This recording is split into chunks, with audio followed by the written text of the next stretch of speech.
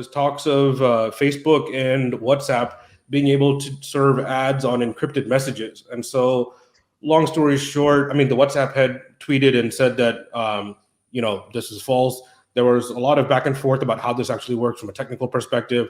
Basically, people were saying that you have an end-to-end encrypted message on either Facebook Messenger or WhatsApp, and Facebook would be able to do some type of technical trickery to decrypt that message either on the client side, like maybe on the phone itself, and then serve up ads that way.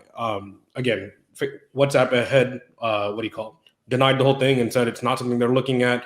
A lot of people found like job postings and random things that were in this area. So take it with a grain of salt. But in general, going along with the Zoom thread, I think the concept of end-to-end encryption is becoming a lot more muddy of what actually it is. And we'll get into it a bit with the Apple story, because that's been a big one this week as well. But in general, yeah, this Facebook thing, should we be surprised? I guess not really, right? We all kind of... Yeah. Not after that first bit, we should. And Facebook, you should be expecting anything. Nothing is a surprise with Facebook.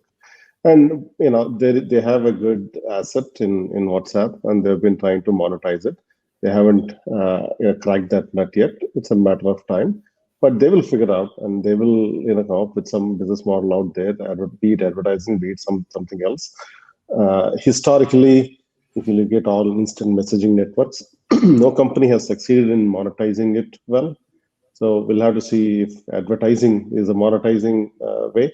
I think not, particularly when there are good alternatives like Signal available. I myself seamlessly migrated to Signal, and I forced my friends to migrate as well. So I'm no longer active on WhatsApp. And when there is a credible alternative that takes security and privacy seriously, people will move. I think that is the threat and the balance that WhatsApp has to do. If they enable, let's say, advertising on WhatsApp, expect another wave to move more to alternatives. One thing too, when you think about looking at the earnings that Facebook put out, I don't know if we talked about this last week or not. We might have. I mean, they just their last quarter, they had 29 billion in revenue and about 10 billion in profit. That's just a quarter. and 98% of their income comes from ads. So I mean, they're basically looking for every way they can to monetize the almost 2 billion daily active users they have. And I think that's just on the Facebook platform. If you look at Facebook, WhatsApp, Instagram, the whole family, Messenger, I think they're close to like 3 billion daily active users across, their platforms. So monetizing that attention is their ball game. And so that means, for the most part, how do we create ads that get in front of these people as they use, any one of our services every day? And on top of it, as a public company, they're on a treadmill with increasing speed. What I mean by that is every quarter or year over year, they have to keep growing.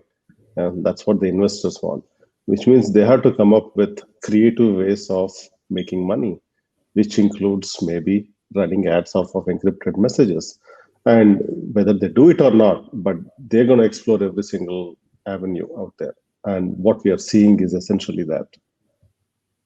I mean, the growing year over year is not just growing, it's growing faster too, because you can't have static growth where it's, we grew 20% last year, we're going to grow 20% this year. Then you get hit with the stock issues and it's like, all right, well, they're not growing any faster than they were. Things must be terrible. Let's, punish them and however they do. So yeah, that the treadmill is a good example.